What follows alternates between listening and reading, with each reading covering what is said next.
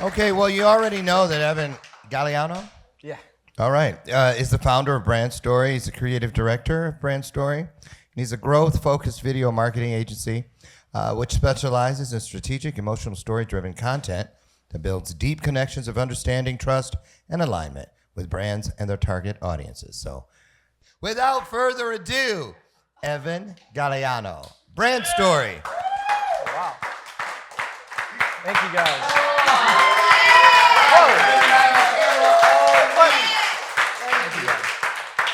Oh my gosh, I didn't expect that. So, the most powerful person in the world is the storyteller. The storyteller sets the vision, values, and agenda of an entire generation that is to come.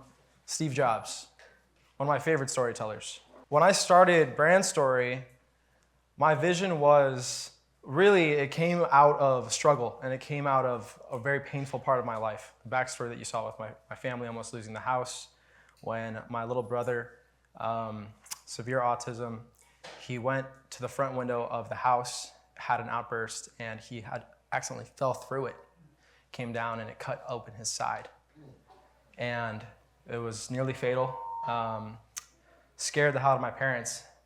And at the time, I was busy over trying to be a big Hollywood director, shooting some music video somewhere, some hip hop artist, and I missed their calls. I wasn't there for them because I was trying to hustle and I was trying to do my own thing. And I remember getting that phone call from my dad and realizing, what am I doing? My parents here, there's this story, our entire lives, we had been looked at. I remember there was one moment when I was 8 years old and we were in a restaurant. And a woman came up to my dad afterwards and said, your son ruined our meal because my brother used to yell and make loud noises. And my dad explained to her, he has autism. We're sorry. And still, she said, I don't care. You guys should discipline him better. You ruined our meal. And at the time I was 8, so I didn't really get it, what my parents had gone through that day. But now I look back and I realize the first thing I think of is, I didn't realize they let demons on earth. But other than that,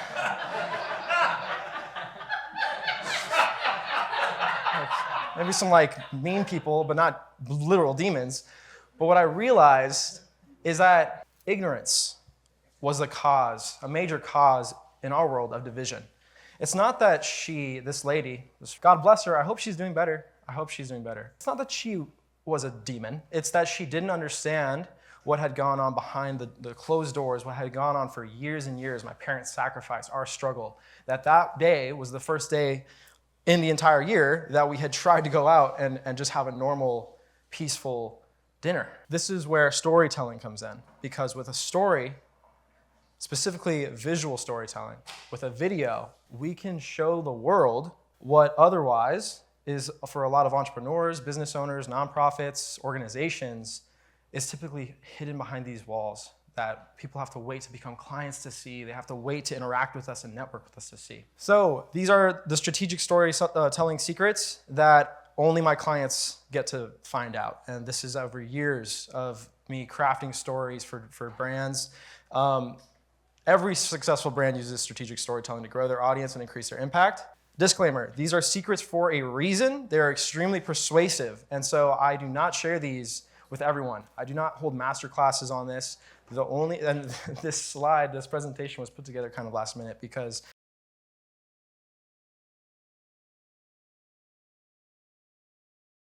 brought together in this room, how everyone I met had purpose, were driven, were heart-centered.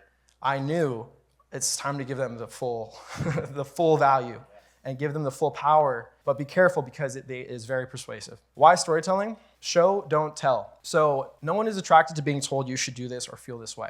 Good stories exemplify from experience in a way that does not feel like pleading or patronizing. It makes us feel grateful for being brought aware of a new story, and it makes us want to become a part of that story. Storytelling is universal. So cultures have used storytelling to communicate, and resonant stories have shaped history and to continue to this day through time to shape our world. Video storytelling is beating traditional marketing. In particular, video helps audiences retain 95% of information compared to 10% through text and photo.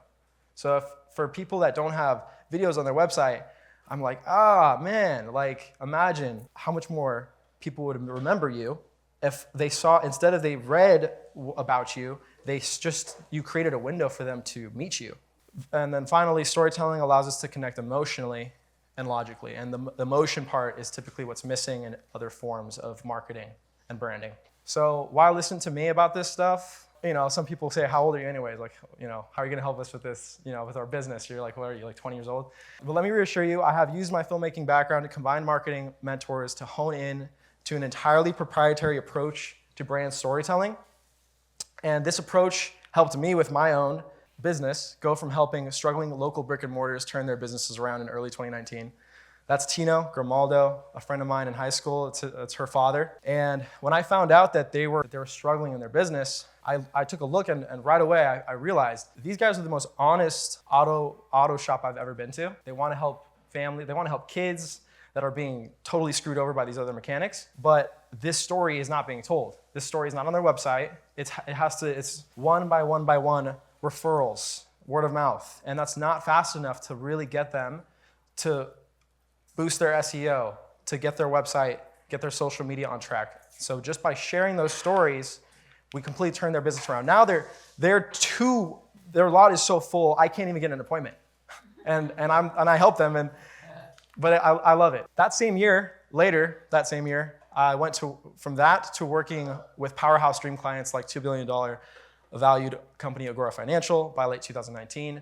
This is a video still on my Vimeo that I did to help them with a multi-million-dollar campaign for this 24-hour webcast hosted by Rich Sheffrin, he's still to this day, he's the guru of the gurus, so he's the guru to Russell Brunson, Dean Graziosi, Neil Patel. And so local businesses to within 6 months helping brands, $2 billion brands. All I did was I shared that video there that I showed with you in the beginning, and what it did was it brought aligned clients to me. And so I'm gonna get it more into how you guys can do that today. Recently, this was probably my biggest difference I made. Helped Chill Chat Studios raise $8.35 million in startup capital as their head of brand and marketing.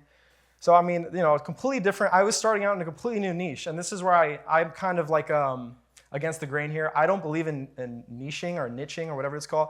Like I do believe that it's important. I do believe that it can be helpful to specialize and help a specific client with a specific problem. But when you really get clear on your story, then you can use it to really use it to break into any industry that you'd like, when you can show people that you are a one-of-a-kind person who can help them.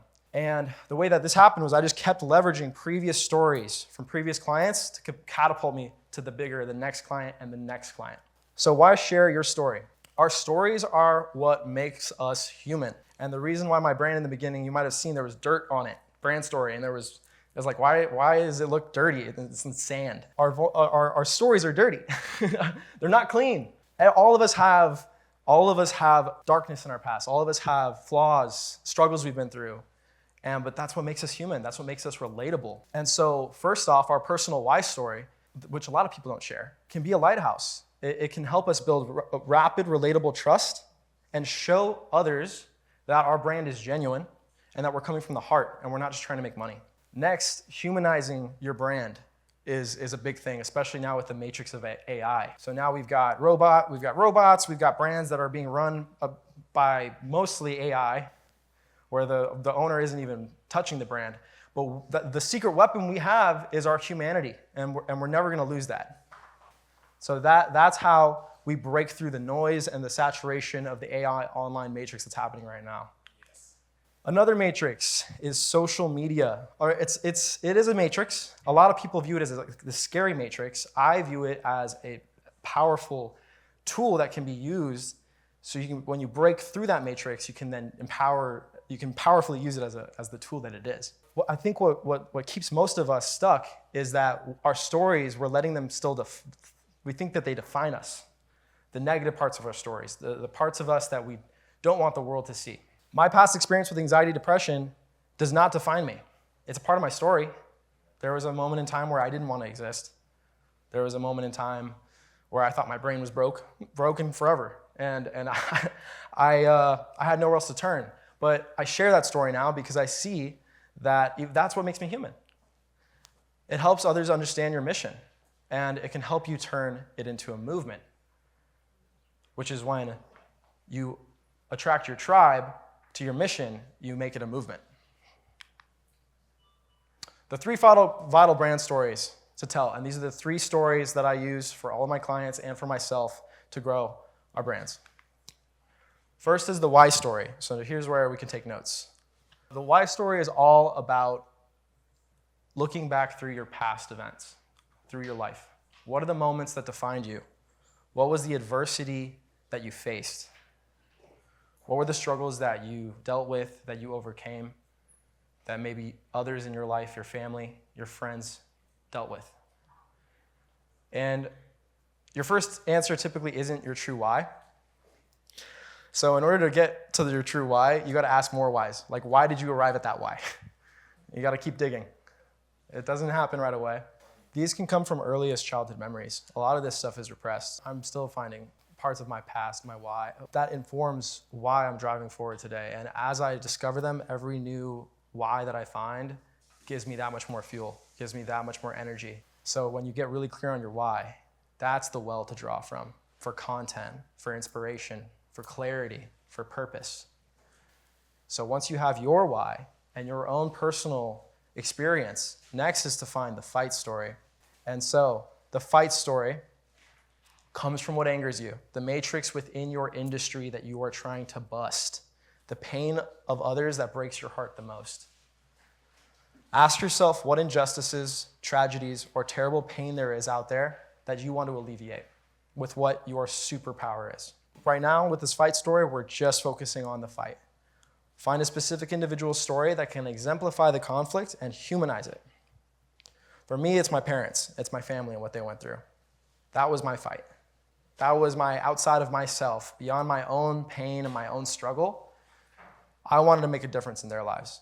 And when I saw I could and help them save that house, it became who can I help next, because I just figured out this superpower. I just unlocked it. And so take a moment to write down a fight story of yours that comes to mind if you haven't yet. And then if anyone would like to share.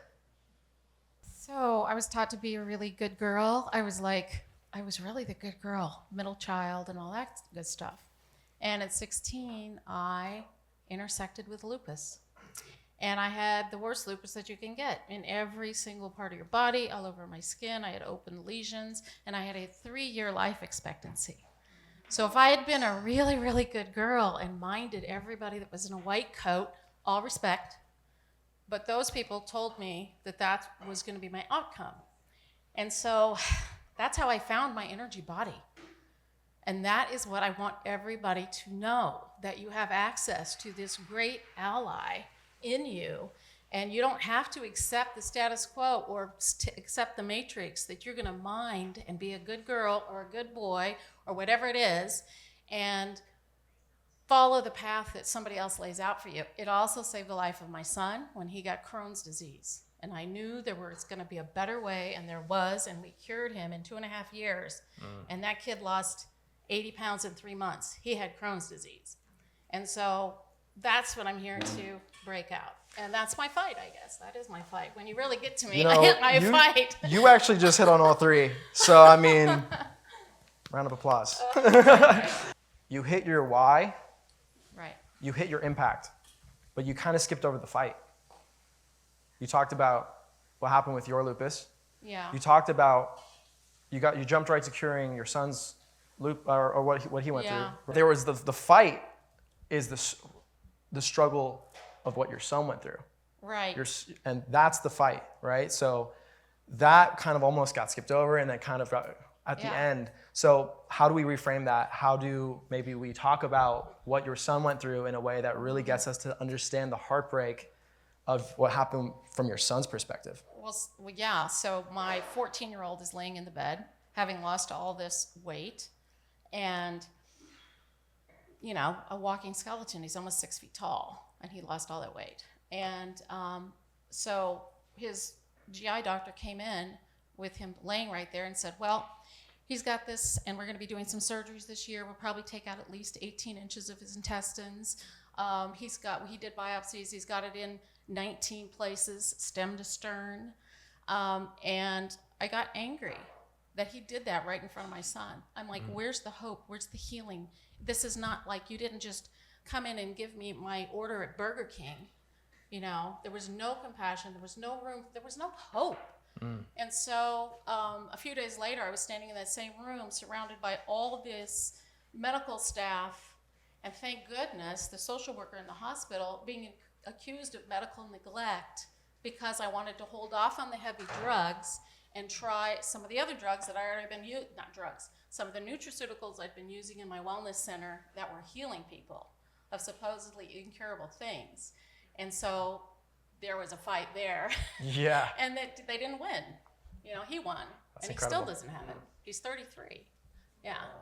So One more round of applause. 2.5 years, no crowns. Wow. Thank you for sharing that. Does anyone else have a fight that's like burning inside them that they want to get out real quick before we move on? Please.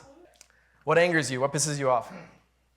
So what started my journey was I had just started my EMT practice, and I had a 1-year-old and a 4-year-old, and I got thyroid cancer. And I was healthy, you know, but I almost died because I had a complication where my calcium went down really low. And so at that moment, I was being rushed to the emergency room, and I was in tetany. So what that means is your muscles contract. And then I'm walking into the ER, and, you know, I finally, you know, get in and get my calcium gluconate, so I was going to be okay. But that really stirred something up in me, because years later, I met an artist who's told me about chakras and the 5th chakra. And like, where am I not living my truth? Where am I not speaking my truth? So what gets me fired up is I believe truly that from an energetic standpoint, I got that cancer because I wasn't living my truth or speaking my truth.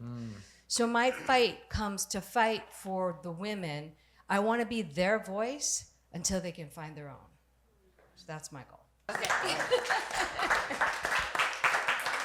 That's the fight, you know, from your experience. Yes. So that's also your why. So then getting really clear on the fight is all about getting clear on that external struggle, finding that one other person that you can share. So this is the last one, the impact story. Now that we understand the why behind the impact you want to make, what is your story of impact? This story exemplifies your unique superpower, proprietary process, the how you use to resolve your why, and fight stories. So this is all about your legacy, and you discover this by asking, what is the change I've made thus far? This is client success stories, case studies, testimonials, anything that you're currently doing, you're currently in action about, then that's your impact as well. Whoever you're helping. And this is a great time for a call to action. This is a great time to invite the audience, right? When we use a call to a case study, that's a great time to welcome others to become the next case study, the next success story. Does anyone else have any impact stories they'd like to share? Please. Please tell us your name as well. Oh, Mikael. Mikael. Again. I do a lot of work in schools for a number of years, over like the last 25 years or so. And part of the reason why I do that is because I had a, struggling experience in high school. I'm back from, born in Philly, came to San Diego, moved around a lot. My parents divorced, separated, my family's back east. I moved maybe 40 times in my life. So I moved around a lot. And so homeless twice, struggled, didn't have things that, maybe other students or children had at the time. So going back to the impact, I think what I attempt to do is create space for particularly youth and young people kind of survive the situations they get put in. A lot of times through families, get the love and support that they need, whether the environments, whether injustices in society. But again, I do my best to create an environment for them to be their natural true self, and be able to find their purpose and path in life. So and I what think is the youth are our most important and precious resource as humanity, because they're the next generation. So to move it one step forward, every story here has a why and then a how. So that's the why part of your impact story. You're creating that space, but what's the how? So how do you do that? A lot of times just sitting with them. We do a lot of circles, do a lot of storytelling. What's your story? Who are you? What are you about? What's your value? What's your superpowers? Often asked. So and then create a situation or experiences. Maybe we'll, I've done like outdoor facilitation or retreats and things like that. So create an environment that's nurturing and rich for them to kind of thrive and find themselves. So create an experience, I guess I'm really trying to say. Awesome. Well, thanks for sharing. Yeah, no problem. Thank you. All right, I'm going to wrap this up. In your hand. I'm gonna wrap this up. Remember, you are the guide, not the hero. Your main goal is to empower your audience with their story, not to be an egomaniac. Healthy narcissism is great, be confident. Self-promote, self-love, but don't get to the point where you're just talking about yourself. Like, talk about someone other than yourself. Always approach storytelling with this in mind. How to face your camera fears, because the matrix that a lot of us are stuck in is that because we're not coming from a place of story and heart-centered giving, we get stuck. We don't know how to make content. If you need to, have someone sit off the camera and interview you, documentary style, kind of like how my video was. Set the camera off to the side, put it on a tripod, have someone go through and ask you questions so you can approach it like you're having a heart-to-heart with your client rather than you're trying to talk to people and tell them what to do and tell them how to be. Don't script it. I hate scripts. I hate teleprompters. Ugh. Anyone, when you see someone reading? Ugh. Share stories from experience, provide value and insight, trust your experience and expertise. Conflict resolution. If you forget what a story is, that's literally it's the two things, conflict resolution and human. Focus on the humans of the story. And then it's about consistency. So just don't give up. Keep making content. Thank you all. Round of applause. Story is everything. Story is everything.